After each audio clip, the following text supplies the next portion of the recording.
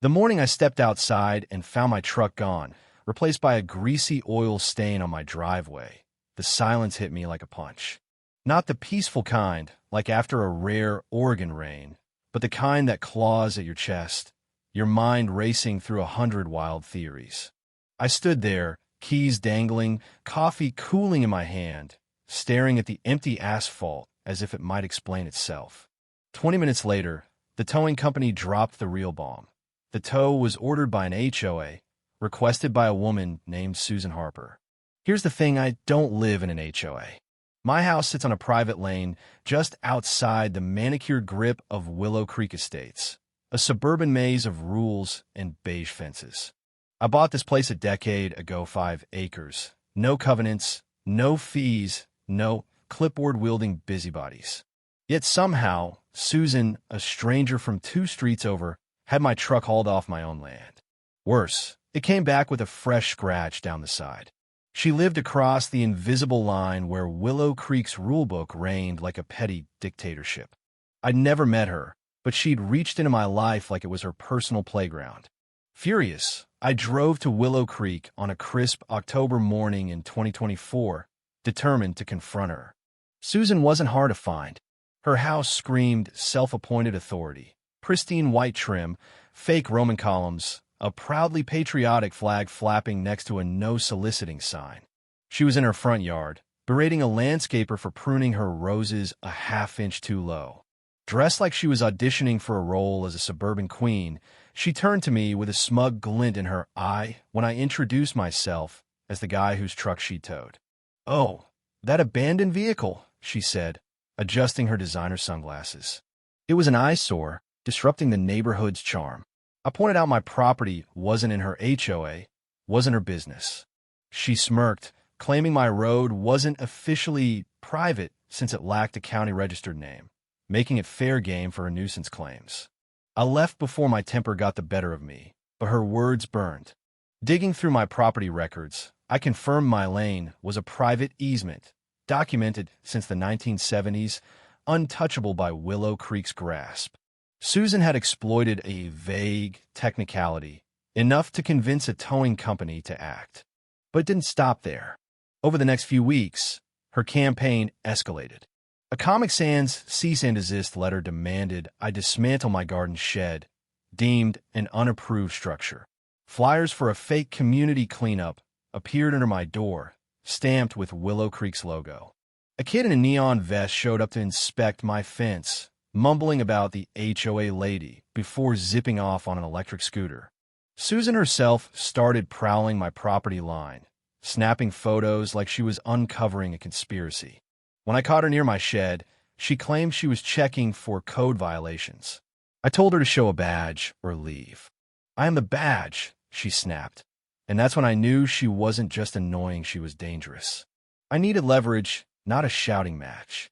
At a Willow Creek HOA meeting, I sat quietly, blending in as Susan ranted about mailbox heights and lawn uniformity. A nervous board member, Tom, let slip they were hiring a new security contractor. That was my thread. I pulled, and it unraveled a scandal. The HOA was funneling federal grant money meant for crime prevention into fake contracts, siphoned into a shell company tied to Susan's cousin. The invoices were fiction. The patrols never happened. Armed with this, I called a friend at a federal agency who specialized in grant fraud. Within days, a case was opened. Bank records were pulled, and a sealed indictment followed. Susan had no idea what was coming. The day the FBI arrived, Susan was hosting a compliance brunch on her lawn, complete with pastries and passive-aggressive vibes. Black SUVs rolled up, and agents in dark suits stepped out, flashing badges. Susan's smug facade cracked as they handed her a thick indictment packet detailing fraud, money laundering, and fake contracts. Her voice shook as she insisted it was a mistake, but the evidence was ironclad. By noon, her officia room stuffed with HOA binders was being dismantled. Agents carted off computers, files, even her branded pens.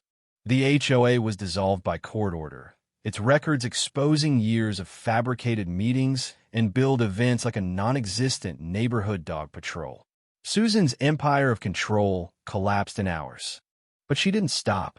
A week later, she live-streamed a rant to a handful of followers, claiming a government conspiracy against her. Neighbors mocked her in the comments, one asking if he could finally paint his fence blue. I couldn't resist. I commented from a throwaway account. "You towed the wrong truck, Susan." She blocked me instantly. The neighborhood, free from her grip, erupted into color. Fences came down, lawns grew wild, and someone opened a taco stand in their driveway. Then, a twist. The county revealed Susan's HOA had buried a land dispute. Part of their precious clubhouse sat on my property. I didn't bulldoze it.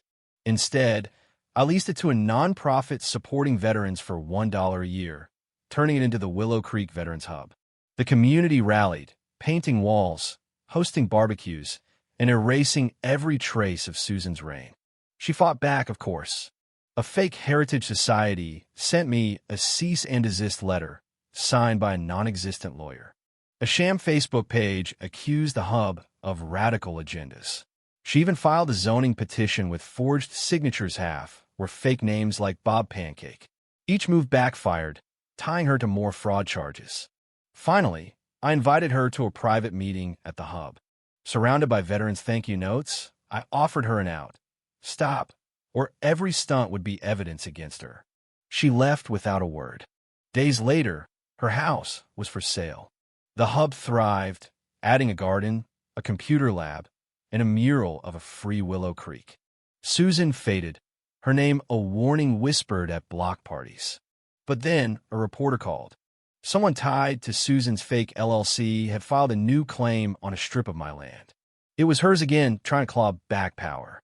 I handed the evidence to my federal contact, and within days, Susan was arrested at a storage unit, surrounded by forged deeds and plans labeled Reclaim Willow Creek. In court, I laid out her saga towing my truck, faking violations, defrauding the government. The judge sentenced her to probation, a $50,000 fine, and a lifetime ban from community boards. The crowd outside celebrated, unveiling a plaque at the hub. For the day we reclaimed Willow Creek. My truck, now forest green with a HOA survivor decal, became a local legend. Susan's war was over, but she'd learned the hard way. Tow the wrong person's truck, and you lose more than a fight. You lose your grip on a world that was never yours to control. What do you think? Did Susan deserve her downfall? Or was she just a misguided soul lost in her own rules? Should I have offered her a second chance sooner? Or was letting her dig her own grave the only way to stop her? Drop your thoughts below, hit that like button if you're team freedom, and subscribe for more stories where the little guy wins big.